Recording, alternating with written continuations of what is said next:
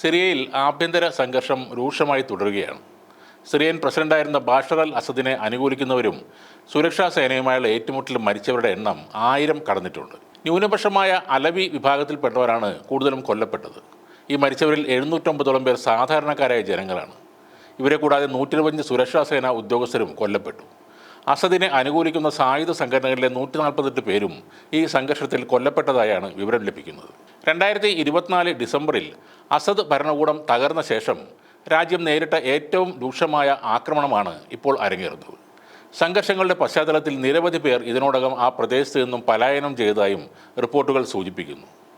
Syrian ജനസംഖ്യയുടെ ഏകദേശം 10% വരുന്നതാണ് അലവൈറ്റ് വിഭാഗക്കാർ എന്ന് പറയുന്നത്.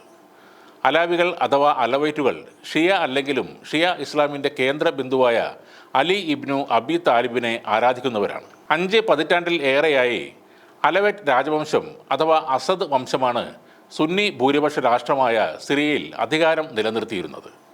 1970 ഹഫീസ് അൽ അസദ് ആരംഭിച്ച ഈ നീണ്ട ഭരണത്തിനാണ് കഴിഞ്ഞ വർഷം ഡിസംബറിൽ അവസാനമായത്.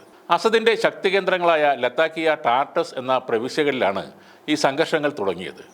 ഡിസംബർ 1 അസദ് അട്ടിമറിക്കപ്പെട്ടതിന് ശേഷം ഈ പ്രദേശം പ്രശ്നങ്ങളില്ലാതെ ശാന്തമായിരുന്നു. എന്നാൽ മാസങ്ങൾക്കിപ്പുറം വീണ്ടും ഇവിടെ നിന്നാണ് കലാപം ആരംഭിക്കുന്നത്. മറ്റ് മതസ്ഥർ മുസ്ലിങ്ങളെ കൊല്ലുമ്പോഴാണ് നമ്മുടെ നാട്ടിൽ നിന്നും സങ്കടവും ദേഷ്യവും പ്രതിഷേധവും ഒക്കെ പുറത്തു വരുന്നത്. എതിർഭാഗത്ത് ജൂതനായാൽ പ്രതികരിക്കാൻ ആളുകൾ കൂടുതലുണ്ടാകും. ആ വികാരം മുതലാക്കി വോട്ട് ബാങ്ക് ആക്കാൻ കോഴിക്കോട് ബീച്ചിൽ പലസ്തീൻ അനുകൂല പ്രകടനവും സമ്മേളനവും നടത്താൻ രാഷ്ട്രീയ പാർട്ടികളും ഉണ്ടാകും. സിറിയയിൽ മരിച്ചു വീഴുന്ന ആയിരക്കണക്കിന് മുസ്ലിങ്ങളെ കണ്ടില്ലെന്ന് നടിക്കുകയാണ് പലരും. ചിലർ പറയുന്നത് അസദിൻ്റെ ക്രൂരകൃത്യങ്ങൾക്കുള്ള മറുപടിയായി കൂട്ടക്കൊലയെ കണ്ടാൽ മതിയെന്നാണ്. അക്രമവും കൂട്ടക്കൊലയും എവിടെ നടന്നാലും, ഏത് രാജ്യത്തായാലും, പലസ്തീനിലായാലും സിറിയയിലായാലും തീർച്ചയായും അതെല്ലാം എതിർക്കപ്പെടേണ്ടത് തന്നെയാണ്.